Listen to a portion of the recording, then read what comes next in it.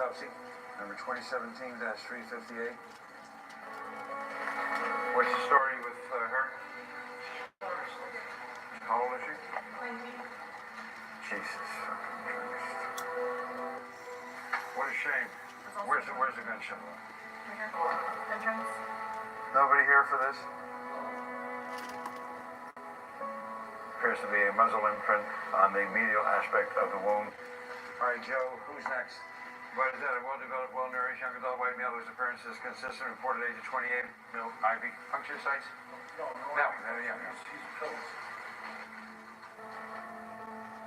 I had 5 autopsies today.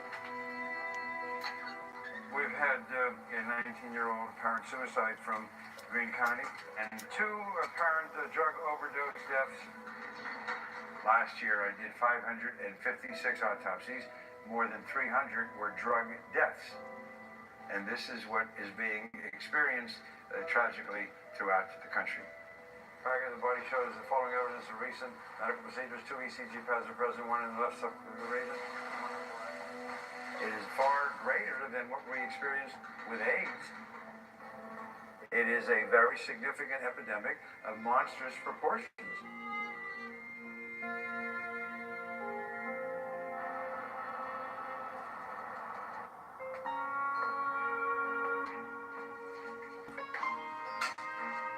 It's 100 times stronger. CNN Chief Medical Correspondent Dr. Sanjay Gupta joins us now. Sanjay, What we're talking about here with fentanyl, 50 times stronger than heroin.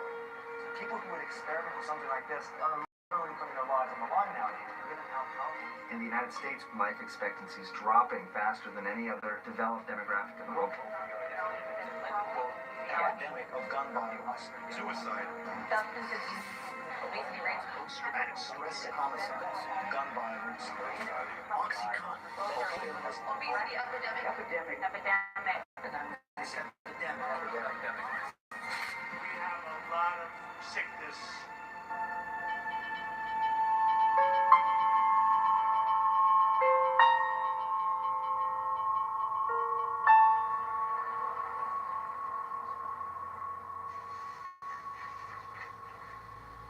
The CDC says middle-aged whites had the highest increase in these deaths of despair. The CDC folks also noted the high rates of drug overdose in this group.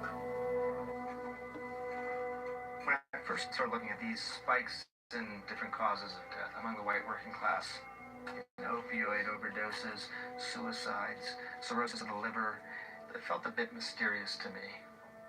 It took some time still to sort of piece it together and say, whoa, wait a second, there's something going on here. We see that someone has died of liver cirrhosis or an opioid overdose or suicide. That will be what goes into the mortality and morbidity reports. But what caused those deaths of despair?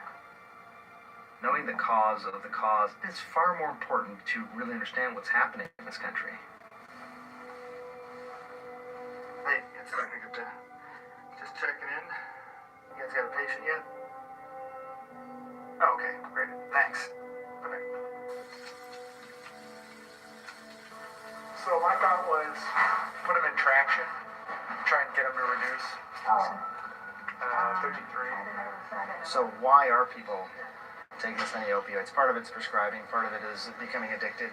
But why are so many people drinking? Why are so many people dying by suicide? We are operating in a time when we're very, very good at learning about and treating diseases. I think we are less good and less proficient at understanding health. Are we going to be remembered to have been physicians at a time when life expectancy actually dropped? I don't know. It's a little bit of an existential pain, you know. There's probably nobody better in the country that has seen the ups and downs of American culture from a medical perspective than Dr. Cyril Wecht. He's the guy that most of us turn to when we have questions about pathology, but he's also the guy that can help really solve a mystery. Hello, good doctor. Pleasure to see you. Anything exciting? I got the reports back from National Medical Services on the 3. I feel they were drug deaths, and so on. All 3 were only fentanyl. It's unbelievable. It's crazy. So how have you been? You're looking well. Thank you. Yeah, did you hear the story when my office called you? I think it was around the time Prince had died. And Well, Prince died, yeah. and then somehow the message got miscommunicated that I had died. I said, I cannot tell you how sad it is, but to whom do I submit my application to become the medical director of CNN? I had no sense wasting any fucking time, right? I appreciate the pragmatism there. The morning did not last that long. No, so thank you for your time. You've always taught me. You've taught me a lot. Not only did you teach me forensics, but I think you taught me a way of thinking about things. A methodical way of thinking about things. That's very gracious. There's a few things I want to ask you in that regard. Liver cirrhosis, drug overdose, mainly opioids, and suicide. They are called deaths of despair, and it seems to be the symptom of an underlying problem as opposed to the problem itself. What is your sentiment in that regard? I think what we're looking at is an increasingly stressed society. I think a society in which the pressures become greater and greater in all respects, making a living, depersonalization of society, the roboticization of society, families breaking up, splitting off. These are all things that I think play a role in leading to this stressful society that we have. And then you have changes on the medical side, the idea that people should not have to suffer. We're going to take care of it. And it's very easy. You're going to write the prescription. It seems to be that we are self-medicating. We are 4.7% of the world's population. We take 80 to 90% of the world's OxyContin and hydrocodone. It's incredible. I'm pretty sure we don't have 80 to 90% of the world's pain. How about when I'm looking at a 62-year-old woman lying on the table, and, she's perfectly healthy looking, and I'm thinking, my God, this could be, somebody's mother. This could be somebody's grandmother. And most Americans, I think, do not yet understand is proportionately white between 35 to 55. Do you think there should be this idea of stress being an actual diagnosis? Because it seems like this very nebulous term. You have A is the immediate cause of death. And then you have another box of contributing causes. That is certainly where stress should be listed.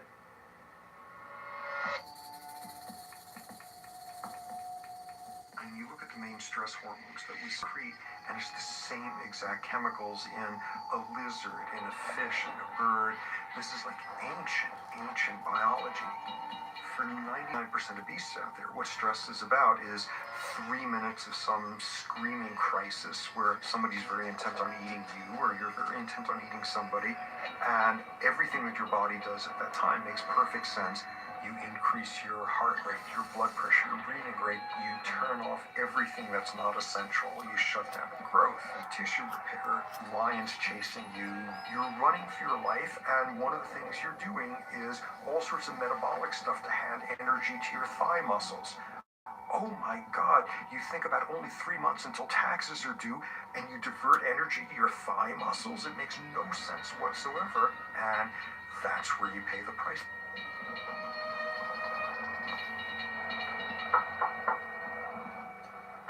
Hello. How are you? How you doing? Good. Nice to see you. Thank you. Appreciate it. Thank you. Shoes okay? Yeah. Dr. Robert Sapolsky is sort of this Indiana Jones-like character. Goes off and lives with baboons for 20 years in Africa. And then he comes out and he writes this book, Why Zebras Don't Get Ulcers. If you're a zebra and a lion's chasing you, you want stress in order to get away. But once you get away, then the stress levels return to normal. Stress is not the enemy here. It's the constant, never-ending, toxic stress. That's the stress that'll kill you.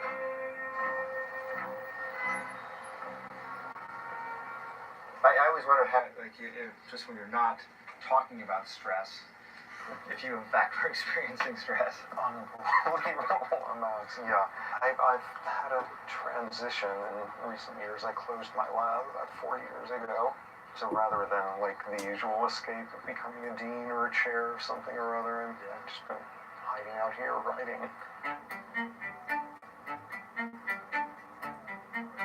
I think what we know by now from baboon world is what makes psychological stress really corrosive: lack of control. lack of predictability, lack of social support. If you're chronically stressed, you've chronically increased your blood pressure. You're going to get more fluid turbulence with lumens, your blood vessels.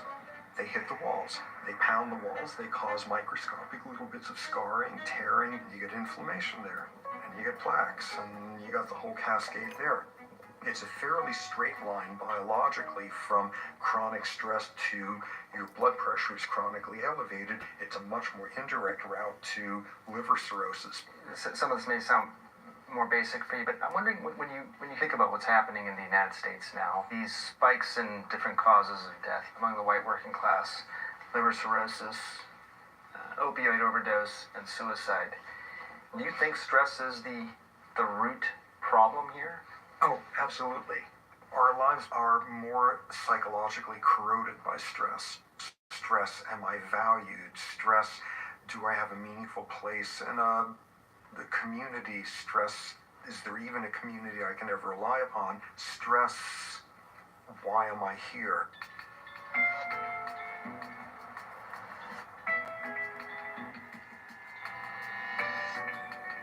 I've often wondered what our great-great-grandkids would say about the lives that we led. They'd probably say that we lived in a world that was changing faster than ever before. I think in many ways we'd say that the wealth of the nation was pretty good. When it comes to health, it actually becomes a much harder thing to describe. You'd look at things like obesity rates, you'd look at cancer rates, you'd look at heart disease. But there'd be this underlying current that'd be much harder to define, which is this real state of stress. Everybody wants a pill. Sometimes we just don't have a pill to make you better. We demand more drugs. We take more drugs than any other country in the world. There's no question those drugs can save lives. But nearly 50 Americans die every day from prescription painkillers.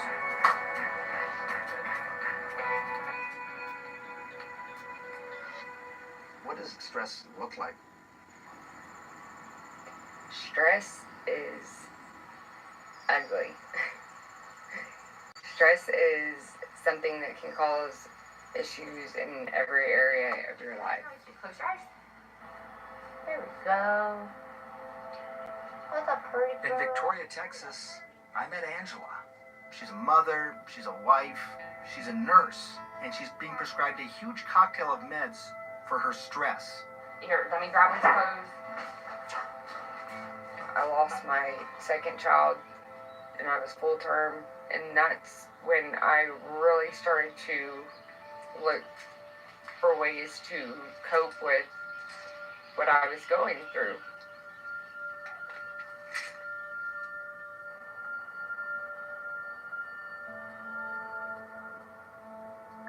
I took pain medication and hydrocodone, and I took the Xanax for the anxiety. She'd be acting different. It got worse after we lost a child, and has just steadily gotten worse since then. It's come to where I take way more than I'm supposed to.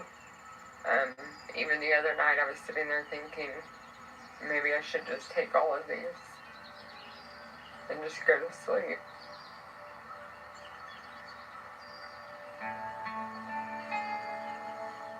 It's hard to hear and to think about how many Americans have been led down this path of drug dependence. I know many people who've been helped by antidepressants and other medications, but that ultimately, at the end of the day, these premature deaths, they are all a reflection of the stress, the pain that comes with that stress, and the desire to, in some ways, medicate it away, even to the point where it could be dangerous and it could end your life.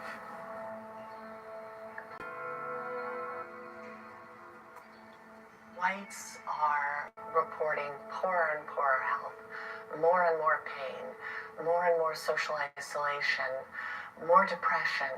Along with this increase in mortality from drugs, alcohol, suicide, there's just a lot more morbidity, pain, social isolation. Anna came up with the term deaths of despair, but it's really taken off. Ann Case and Angus Deaton, husband and wife, economists out of Princeton, did this breakout study on mortality. Enough people have died of deaths of despair to make it of the same order of magnitude as all the people who have died of AIDS in the US since the beginning of the AIDS crisis. Those mortality changes were large enough to cause life expectancy to fall, first for whites and then for the entire population. And that's a really unusual event. These were the children of the people who won the World War. They were supposed to inherit the earth. It's a shocking statistic. So they were promised the earth, but they did not inherit it. In every state but two, cirrhosis and alcoholic liver disease went up. And in every state, drug poisonings went up. In every state between 1999 and 2015, suicide rates went up for people aged 25 to 64. If you treat people in a really shabby way for long enough, bad things happen to them. That happened to African Americans forever, and it started to happen to whites with a high school degree or less, starting probably in the mid-70s, and now bad things are happening to both those groups. I started this journey just outside of Pittsburgh with Cyril Wecht. Right there is where my mother and father had the mom and pop grocery store. Right there. Were those better times? It depends on what you mean by better. If you want to see how economic decline can impact your health, just go visit the Rust Belt. We were producing more steel than the rest of the world combined.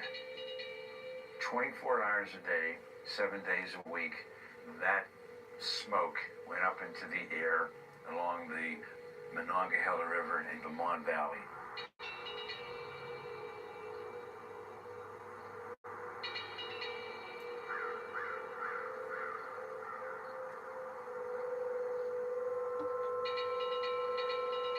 This valley is the epicenter of the greatest industrial collapse in the entire developed world in the 80s. 1983 is when economic Armageddon hit.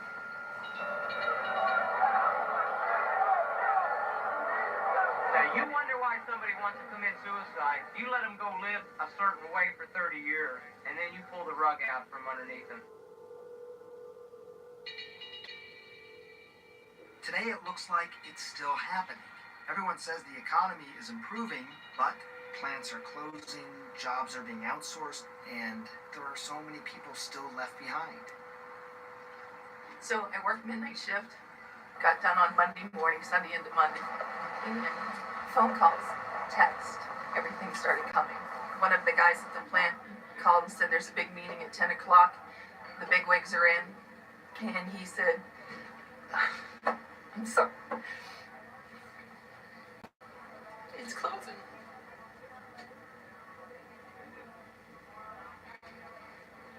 My dad worked there. My sister-in-law worked there. My brother worked there. It was the best job of your life, and then you're told one afternoon the plant is just shutting down. Yes, they completely went about this in a very wrong manner. If you're going to tell a whole facility, 220 people, that this place is closing down, bring them all in at once. Don't let them find out because they're badging in and their badge is not working. 26 plus years in one place, they talk down to you like you were nobody. And not only do you feel helpless, you feel rage.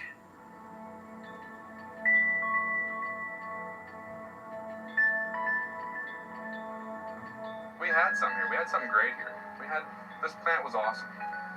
I have a wife and 5 kids at home. I mean, my thoughts are, what am I going to provide for them?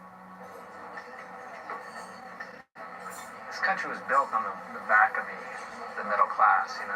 Is that American dream still alive?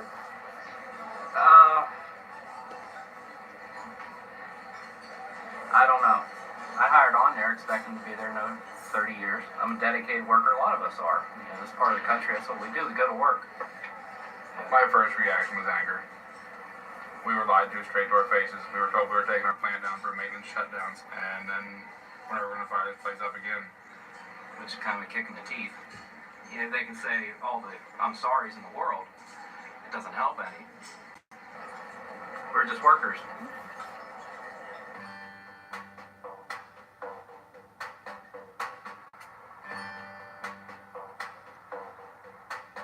I have thought about this issue a lot. I grew up with this issue. My parents are immigrants to this country, and we lived in a very small town in Michigan when I was a kid. This Indian family grew up with the white working class. Parents working for the oil industry for 35 years plus saw an incredible downturn and saw lots and lots of people who they worked with for decades suddenly lose their jobs. You had the 2 baseball fields, so they're gone. We used to play football right there. Yeah. I can tell you that tree wasn't there. The swimming pool that we had. I love that swimming pool. I think there may have been summers where we didn't pay at all. Exactly. We were sneaking in all the time. Yep. Everything else has changed. It's good to be back. Glad to have you back. We lived in this really homogenous town. There was nobody else who really looked like me. And then on top of that, you know, when I was a kid, the Iran hostage crisis was happening. And all of a sudden, anybody of a certain skin color was a target of xenophobia. So it was pretty brutal, I think, for a while, for me. So when Sanjay started kindergarten, went to school just across the street. So one day he comes home and he's very quiet. So he said, "Mom, can I change my name?" I said, "Sure, we'll change your name. What do you want to be?" "Oh, I want to be Steve." That time, $6 Million Man show was his favorite show. Okay. The Steve Austin show. Yeah. You know? Then I asked Sanjay, I said, "So how many Steves are in your class?" And he counted 5 Steves already in his class. And I said, "Sanjay, one of that Steve is going to do very good. But then if there are 5, 6 of them, people will have a hard time finding which Steve did good. But the day Sanjay will do good, there will be only one Sanjay." You know, I was supposed to go with him to school and change his name next day. He came before I even got up. He said, "Mom, you are not coming to school." I said, "Why not?" He says, "I don't want to be Steve. I want to be Sanjay." See, now that's something that I never would have known as a child or even heard. Wow. I mean, we're the only Indian family, I think, around, right? What about you guys now, though? I've been with the Michigan prison system for over 28 years, and throughout time, because of economics, budget cuts, a lot of people I know are under a lot of stress because things aren't as stable or secure as things used to be, and things can change real quick.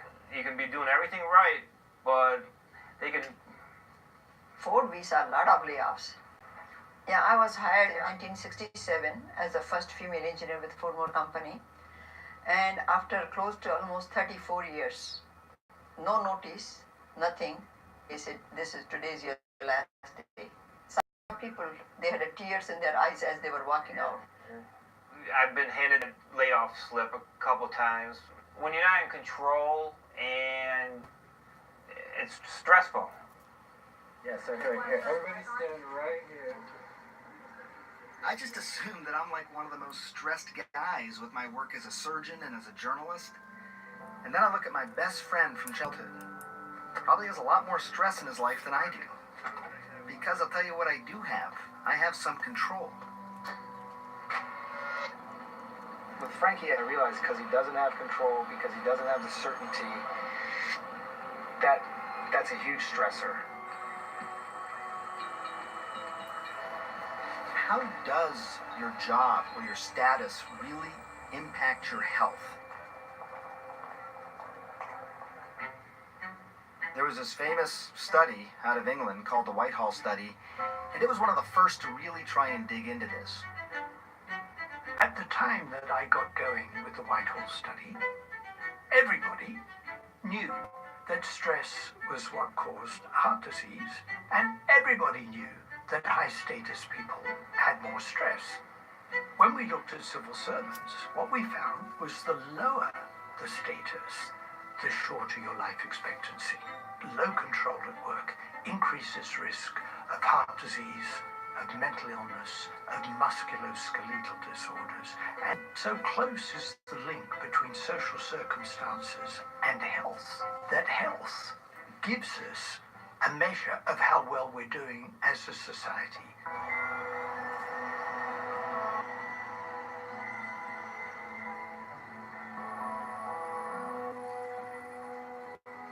Hey, good morning. How are you? Hey, good. How are you? Good to see you. Good to see you too. I appreciate you making some time. You really do dedicate so much of your life and so much of your time, which is part of what I wanted to talk to you about today. Charles and I have known each other for years. We trained together as doctors, and I think we share a lot of the same objectives in life. I don't quite know how to present what I'm seeing, what I'm learning here. I'll be honest with you. On one hand, we're seeing these white working class statistics start to flatten in terms of life expectancy or even come down. On the other hand, you are seeing a little bit of an uptick in life expectancy among African Americans. It's still worse for African Americans, but you're starting to see the lines come a little bit closer together. I don't even know what to make of that. For African Americans, it's been a chronic state of stress. For certain white populations, it's a new issue, and possibly that's what's causing that decline for them. The white working class have not seen that systematic type of oppression. If you look at the whole country, African American life expectancy is still 3.5 years less than whites. Which is why Charles spends his evenings treating people who would otherwise have no access to health care in this clinic that he set up outside the hospital. So you have a seat right in here, and I'll be right in with you, okay? You can compare these zip codes to zip codes that are north of Atlanta, and there's a 12-year life expectancy difference. It's like $15 for 20 pills or something like that. But I just don't know if I can afford it right now. Having to make a choice between medication and food or medication and gas is a very stressful situation. You know, looking at other countries that I've traveled to, even though they're poor, there's still hope. I think in many places in the U.S., you're poor and many people have no hope.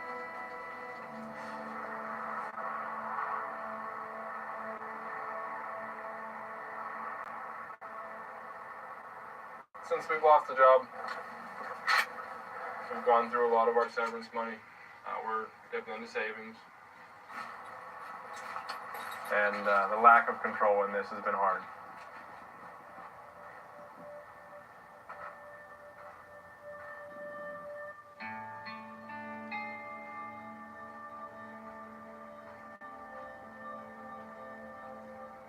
There's always stress in the house. There's stress looking for a job. I can get out here and calm down.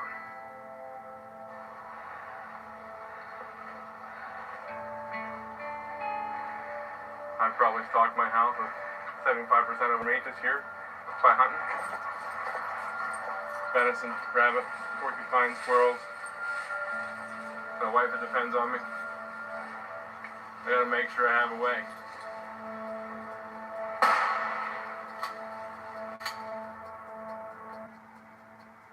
It just seemed like we didn't matter. We didn't. We don't. If we mattered, it wouldn't have been like this.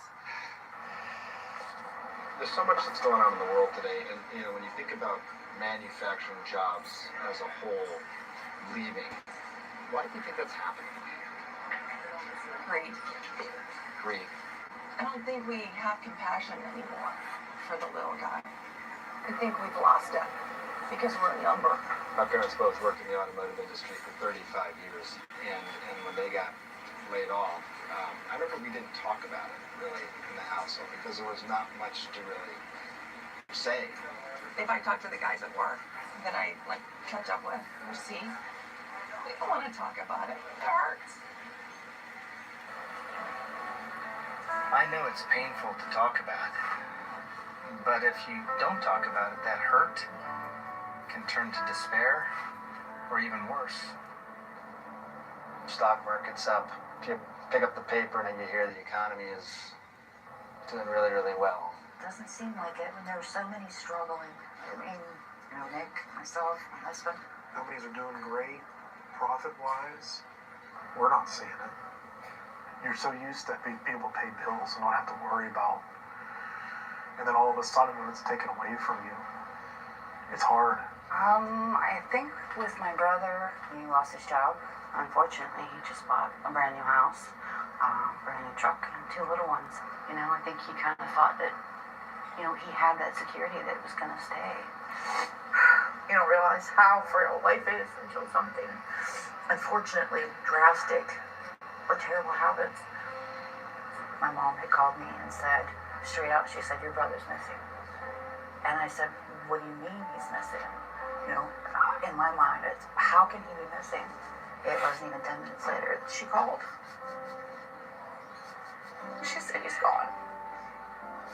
I said, what do you mean he's gone? He can't be. She said that he shot himself.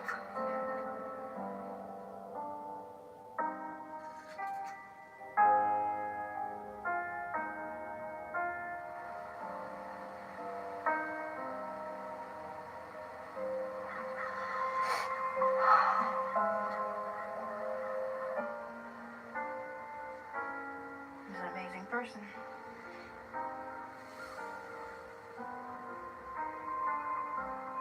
In the United States, more people die by suicide with a handgun than die by homicide with a handgun. It's gone up 30% over the last 17 years. Sadly, there are lots of reasons someone dies by suicide. But for too many people, I think it really does come back to this idea of expectations. The belief that if you just work hard enough in this country, you can have a decent standard of living. Those dashed expectations end up being the unique and really toxic factor here.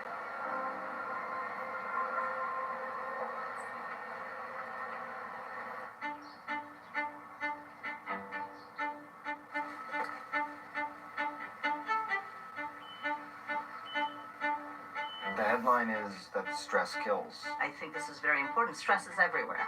We're drinking more. We were smoking more before we had social interventions that like higher taxation. And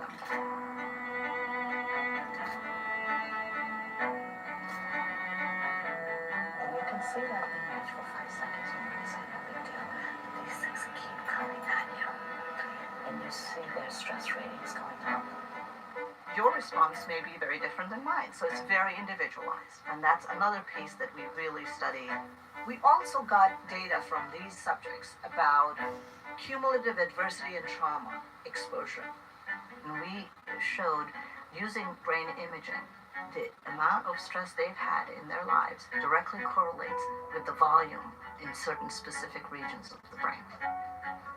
As a neurosurgeon, I'm kind of amazed to hear that chronic stress can actually reduce the size of certain parts of the brain. I mean, I thought only neurosurgeons could do that. Your metric is when you start to feel out of control. Yeah. That is a good time to basically say, look, the stress is now, it's reached that tipping point. But you know, even something like that is... Amy Arnsten spent the last 3 decades doing pioneering work on stress in the brain. So even as a teenager, I wanted to understand how stress affects the brain, because there were several years where we lost so many loved ones. And I watched how we go from being very thoughtful, rational, to suddenly being in a swirl of confusion. And I wondered, what's happening in our brains that can do something that powerful? So this is the prefrontal cortex. This is the part of the brain that subserves our highest order cognitive abilities, so we can inhibit inappropriate thoughts, inappropriate actions, inappropriate emotions like cravings. But this part of the brain is incredibly vulnerable to stress. And even a mild stressor makes these circuits disconnect, and we often can feel confused, our mind blank, unable to concentrate, unable to make thoughtful decisions. With chronic stress, the synapses where cells talk to each other atrophy. They're called dendrites because they look like trees with little twigs, and they speak to each other through those twigs. And so their connections out to other cells wither away, and that part of the brain loses its function. At the same time, stress actually strengthens these primitive circuits that actually make us very emotional and very much strengthen habits like cravings. I think this is the critical point. When you are exposed to chronic stress, you get these changes in your brain that make it increasingly difficult to actually deal with more stress. So how do you fix that?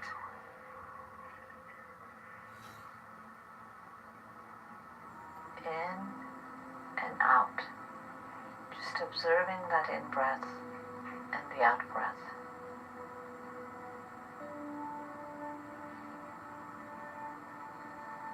Noticing the sensations. One crucial thing that's helped me with my own stress, and I certainly teach others, is taking a hold of your mind. So we have early data now that is starting to show that with, say, certain types of behavioral skills training, whether it's mindfulness, short-term meditation, for example, exercise, there are branches that are regrowing. The brain is plastic, and with treatment, some of it can come back.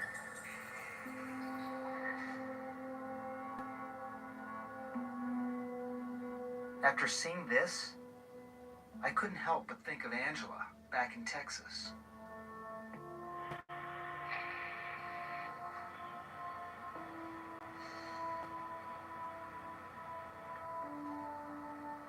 If I knew I was going to be here right now, I wouldn't have ever started taking medication. And I don't wish this on anybody.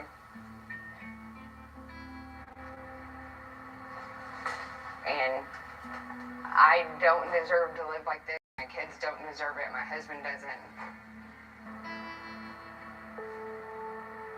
I'm not going anywhere. I don't know. We set our vows, we made our commitments. I'm here for the long haul. There's only one way to go from here, and that would be up. I want to learn how to cope other than self-medicating. That's something that I haven't learned before.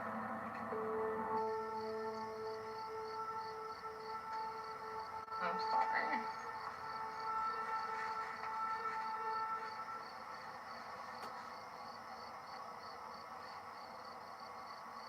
Please don't hate me.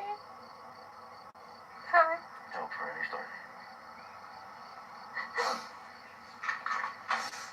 Hi. Good. I'm Angela Glass.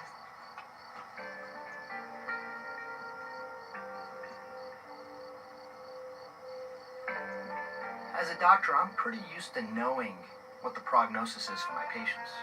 And as I sit here and watch Angela, I don't know how she's going to do. And I don't know what the prognosis is for this epidemic of self-destructive behavior.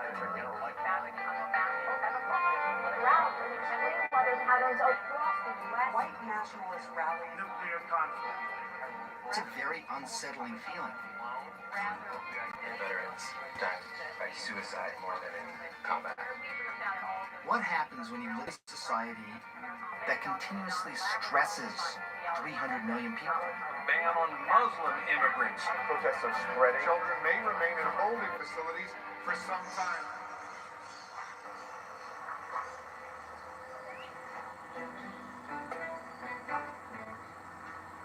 Rhesus monkeys are so social, they provide a good model for understanding how social factors can affect physiological functioning, and in particular, stress.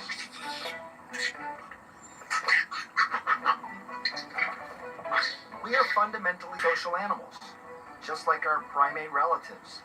Our social relationships impact our stress and well-being. One of the things we're interested in is the idea of certainty of status. You know, in humans, we have socioeconomic status. Well, in monkeys, they have a high or low rank, and it's kind of similar. The idea is you can have high or low position, and that does govern, access to resources. But in health outcomes, the uncertainty might actually play a stronger role. So animals that are on the really low end scale of status and a really high end scale of status tend to show pretty high certainty. But the mid-ranking animals show the most uncertainty. If you are somewhere in the middle, you have the ability to be upwardly mobile or downwardly mobile. And that creates this unpredictability and uncertainty, which are affecting these stress biomarkers that in turn affect health outcomes. It's this kind of stressful uncertainty that we're seeing in our own shrinking middle class. There's this constant fear of downward mobility. When folks hear the economy is improving, and they look at people and they say, that's great for you.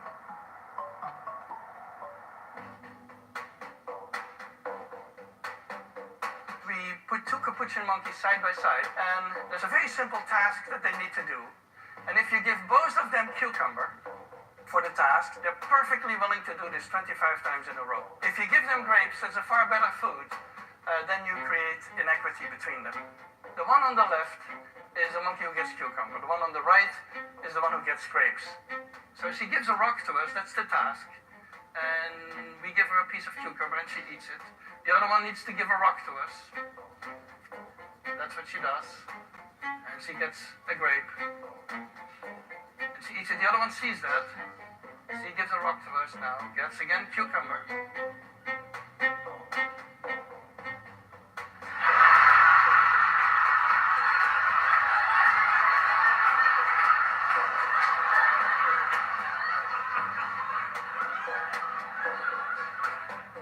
She tests a rock now against the wall. She needs to give it to us. And she gets cucumber again. So we're getting very close to the human sense of fairness. The reaction, especially this reaction, this is so primate-like and so human-like. I think people very much recognize that response that we all have to inequality. When humans invented socioeconomic status, we found a way of subordinating our have-nots like no primate has ever come up with before. What's the surest way to make people feel poor? Put them in a lot of income inequity. Have them surrounded by all the stuff they don't have. Rub their noses in it over and over. It's a sledgehammer that overwhelms any of these sort of individual coping styles.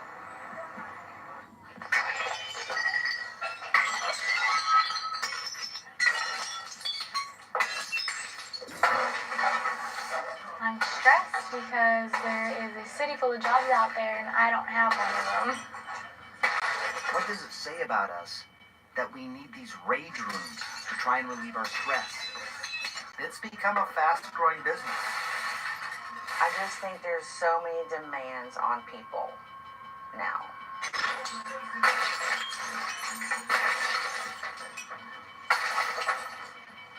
Could it be that a society gets so stressed out that it actually starts to break?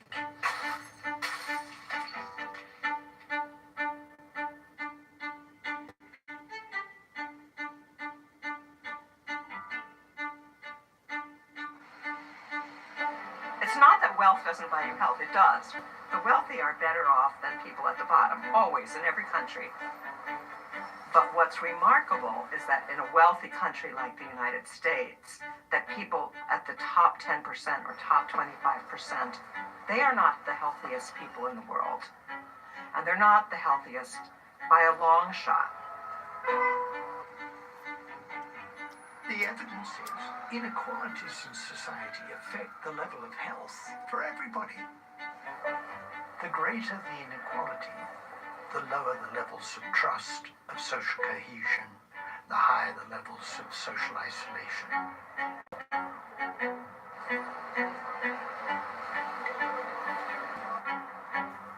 In human populations, loneliness is associated with considerable morbidity and mortality. And we've developed a monkey model of loneliness.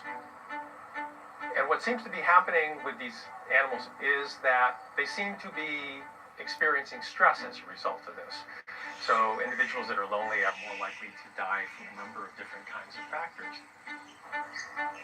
Animals who were connected to a lot of animals, and those animals were connected to a lot of animals, were actually kind of protected. And so what we think is going on here is actually social buffering, and it gets at an individual's susceptibility.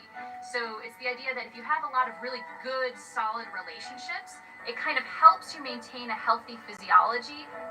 And if you look at the evolutionary history, we've been in social groups so long that it actually is part of our biology. And there's a lot of research that shows that when you don't have that, it can be really, really damaging. Looking at female baboons out in the wild who had just lost a close relative, corticoid levels of they're grieving exactly as in a human, and they increase their social grooming in their close social relationships, their close relatives, and the ones who do that recover faster.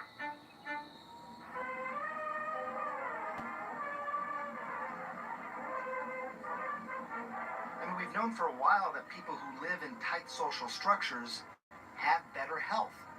There was this famous study out of a small town in Pennsylvania which directly showed how living in a close-knit community helped reduce heart disease.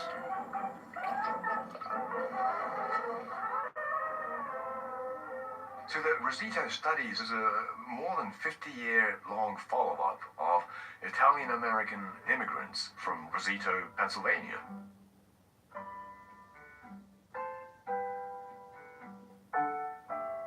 They appear to have half the heart attack rates of the rest of America, including neighboring towns. Here's a community within the United States that has a strikingly low death rate from heart attack, which is the major killer in the United States. So they went about finding out everything they could about the citizens of Rosito, measuring their blood pressure, taking their cholesterol levels and diet and so forth. None of these things could explain their health advantage. The people in Rosito seemed to smoke at about the same rate as people in neighboring towns. They had, cholesterol levels that were exactly the same. In the end, they settled on one factor, which is the magical ingredient, which is the opposite of stress: social support and social cohesion. People are not only happier, but they're more effective and they're healthier if they are interested in each other. Interestingly, today we still see something like a Rossetto effect with Hispanics, who actually live longer than whites and blacks. They even have a name for it. It's called the Hispanic paradox. The other half of the story is that as Rosito became more Americanized, their advantage in heart disease mortality gradually got whittled away until today it looks exactly the same as neighboring communities. Of course, there is a lot about life in Rossetto that we might find unacceptable today. The answer is not to go back, but take what is valuable and move forward. Mainly this idea that in order to best care for ourselves, we have to care for each other. Do you get back to the field much?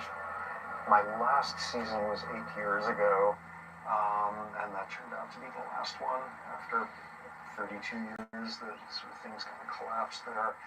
Most of my animals got shot by rangers.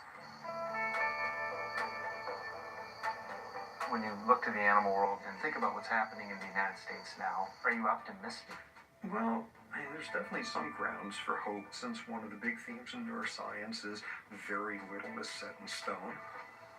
There's a study of mine from some years back, and this was my main baboon troop that I had been sort of living with intermittently for 20 years at that point. The baboon troop next door had a tourist lodge in their territory that opened up a big garbage dump. Soon they were in there feasting off tossed food each day. Along comes this TB outbreak, and it killed all of my males who went over there.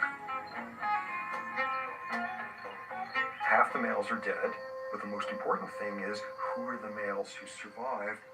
the guys who weren't aggressive, the guys who would rather sit and groom with somebody in the morning than punch it out with someone for some thrown out cake from last night's dinner. This became a troop with extremely low levels of aggression. And the most extraordinary thing is that as new males would come in who grew up in the big, bad, real baboon world, it would take them about 6 months to take on this behavioral style. And it took one generation to completely upend this picture of what's inevitable in a social system. And somewhere in there is some room for optimism.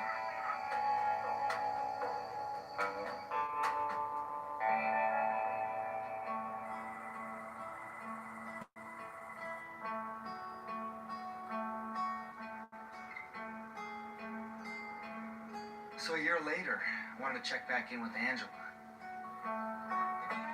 She had gone through rehab. I just wanted to make sure she was doing okay. I couldn't believe what I saw. Are you okay? I'm doing great. I'm doing wonderful. Are you off on all these Everything.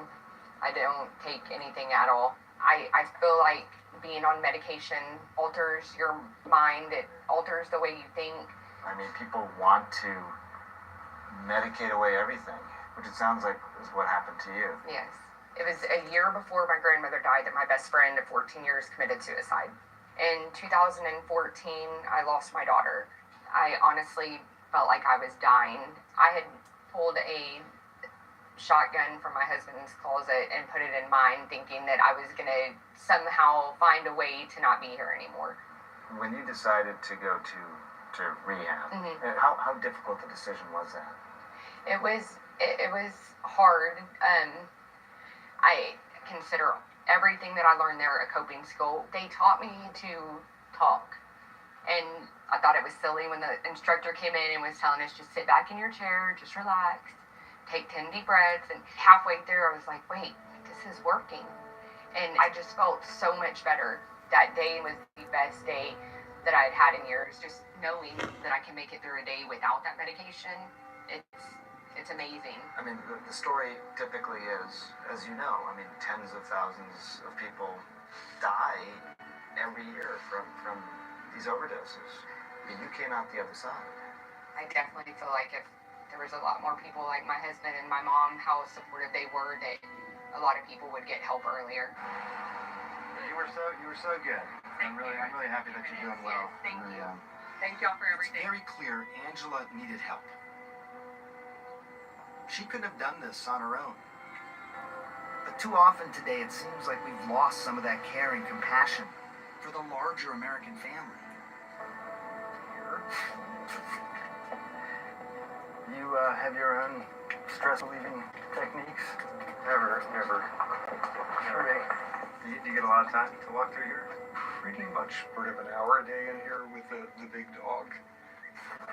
When you look at animal cultures, and I don't want to sound too simplistic, but the idea that we would ultimately evolve towards something that would be for the greater good, and yet we have structures in place where people who are sort of seemingly addicted to power and money, who are really truly disconnected from the majority, are the ones that are making decisions on their behalf. Our motivations are varied and often subterranean, and no one could make a reasonable claim that we're consistently rational beings. From my bias as a neurobiologist, the most interesting realm of stress discoveries in recent decades is just how much it's doing to your brain and the frontal cortex. And it turns out stress and stress hormones impair one of the most frontally demanding tasks we have, which is to be empathic, which is to take somebody else's perspective. Empathy goes down when you're stressed. That's sure not going to do good things for the world. So humans becoming more stressed or having these different types of stress, is this just how we continue to evolve? Well, essentially, from a Darwinian perspective, you're basically seeing is slowly winnowing out peoples whose stress responses are least adaptive in the face of these human psychological stressors. There's this frightening concept, this idea that some of what we're seeing here is a sort of social Darwinism. I mean, really. I mean, just being blunt about it. Right. If people are dying at a faster rate, is their utility used up? You could say the capitalist system has very little use for people who don't have BAs anymore. I don't know whether you'd call that social Darwinism or not. We also have, I think, the idea that the poor aren't deserving, because if they were deserving, they wouldn't be poor, would they? We demonize those people. And people will say, what? Wait a second. I am paying for the people who are eating themselves to death. They're taking opioids. They're drinking too much, whatever it may be. Why is that my obligation? Why am I saving them, or why are we saving them? And so you might as well kill them off with drugs, alcohol, suicide. Or not save them. Or let them go, not save them. When someone is dying of an opioid overdose, we know how to save them. There's a medication called Narcan. You give it to someone, it saves their life. Who wouldn't want that? Dan Picard out of Middletown says his community should no longer respond to drug overdose calls because of the cost. We've got to do what we have to do to maintain our financial security. If it's somebody who's already been provided services twice, we'll advise them that we're not going to provide any further services, and we will not send out an EMT. There's this talk about this 3-strike rule. If you get hit with Narcan 3 times, let them die. And I said, are you kidding me? Paramedics now are going to start carrying tattoo guns. The females. And so she could easily keep all that food for herself, but the others are allowed to take pieces out. People who have this ideology that competition is good for you and greed is good for you, they like to project that ideology on nature, and they can find plenty of examples. And then they come back and say that confirms that this is the way we ought to behave. But that's a bit of a trick. Deep down, we are social animals. Social animals means that you compromise, means that you are altruistic and help others, and that creates an environment that is actually more productive for you. So it is a self-interested strategy, because you're better off in a society that is supportive. Our default position is to be Empathetic toward others. Yeah. Because the world doesn't seem that way sometimes. Every day that goes by, we wonder, are we really safe in our schools? The other week, a quarter of our school didn't attend because they were scared of guns. And there were 8 gun threats for one day. If you want to see the future of what this stress epidemic looks like, you just have to look at the children. A lot of adults have stress. Yeah. Their jobs, their lives. You teenagers, how would you compare your stress to your parents or to other adults? Our generation has a completely different perspective. We're not as shocked when we hear that 17 students were murdered, I've definitely felt that. I've been so angry at the world, and I just wanted to whoop everybody's ass, because I was so angry. It's a sickening feeling. It's weird how you can physically feel your stress, it's almost like impending doom sense, you can't really focus on anything else except what you're stressed out about.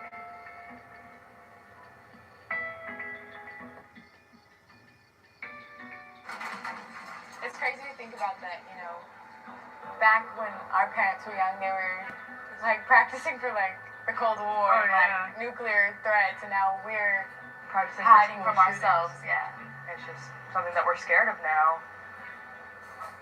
I mean, if you can't feel safe in a school or a church, where are you going to feel safe? Exactly. There's nowhere. What is America doing wrong? People are more self-centered nowadays, and they just really care about what they want.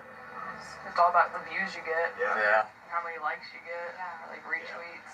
And another thing through social media, I can post a post. I'm like, you're so ugly. Yeah. And I don't have to worry about seeing her face to face. I can make her feel as crappy as possible, and I don't have to worry about the repercussions. We can't just keep going the way we're going, because we're collectively kind of killing ourselves. Yeah.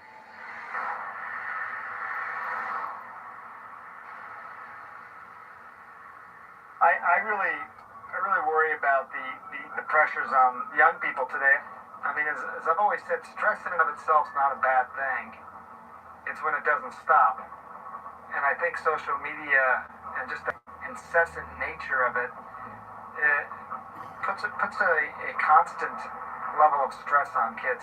It's probably topic number one. I think when we parents get together, our parents didn't have to deal with this. When I go to my parents and ask them about some of this stuff, they say we didn't have any of this.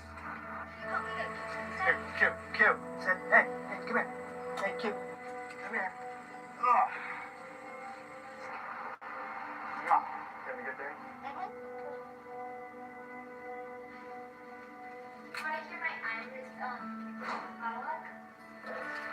My sisters were mean, horrible, terrifying creatures, and like I said before, half woman, half bird. There's no question that I see everything as a dad now. What's my kid going to be learning in school? How are their brains going to develop? What kind of world are we leaving behind for our kids? The thing I want my kids to learn is empathy, because I believe so many other good things follow from that. But how do you teach empathy in a world where everything around you can seem like a potential threat? A lot of that. Sorry.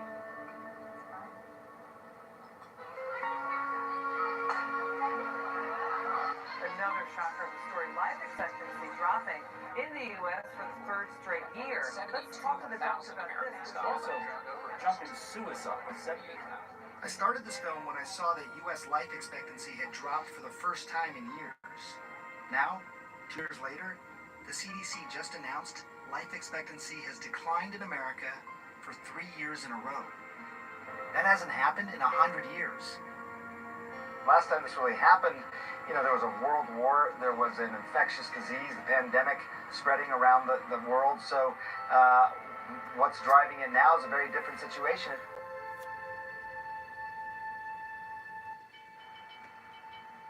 It does not appear that this epidemic is going to end in the foreseeable future.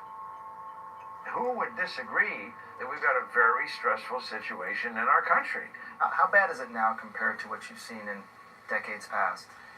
It is really a very bad situation at this time, Sanjay.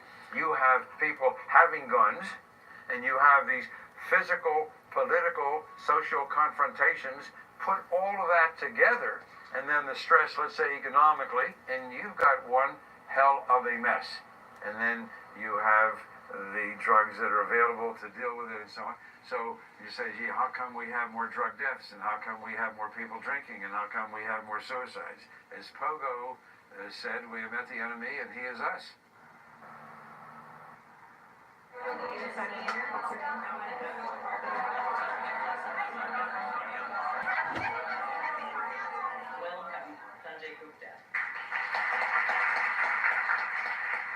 It is a critical time in our healthcare system. Sometimes as we talk about these issues and the solutions, we put them in the bucket of medicine and health. But for me, that issue became one of justice as well. And how do we think about medicine and health and justice? We cannot ignore the impact of stress on our society and what it's doing to people in very, very tragic ways.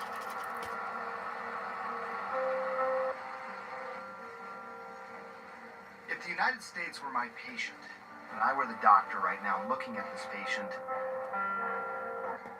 I mean, the prognosis isn't great. Can you just point out the spot that's the problem spot here? People are dying.